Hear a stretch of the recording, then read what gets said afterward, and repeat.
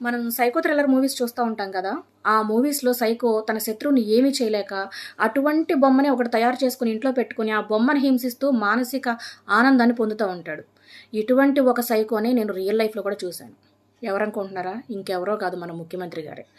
నిన్న గాక మొన్న సభ పెట్టి డైరెక్ట్‌గా చంద్రబాబు నాయుడిని, పవన్ కళ్యాణ్ గారిని ఏమీ చేయలేక, ఒక బొమ్మలు తయారు చేయించి, ఆ బొమ్మలకి బాక్సింగ్ బ్యాగ్స్ పెట్టి, ఆ బ్యాగ్స్‌ని కొడుతూ, వాళ్ళ బొమ్మల్ని చిత్రహింసలు పెట్టిస్తూ, మానసిక ఆనందాన్ని పొందుతున్నాడు. అంటే ఏం చెప్తున్నాడంటే, నాకులాగే మీరు కూడా సైకోల్లాగా తయారయ్యి, ఉన్మాదుల్లాగా తయారయ్యి, ఇలాగే చెయ్యండి అని చెప్పి హింసని ప్రేరేపించే విధంగా ఉంది ఆ పని.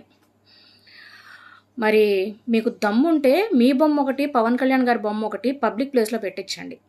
ఎవరికి చెప్పుల దండలు పడతాయో, ఎవరికి పూల దండలు పడతాయో కళ్ళారా చూదురు గాని. ఇంటికొకళ్ళు వచ్చి చెప్పులతో కొడతారు మీ బొమ్మని.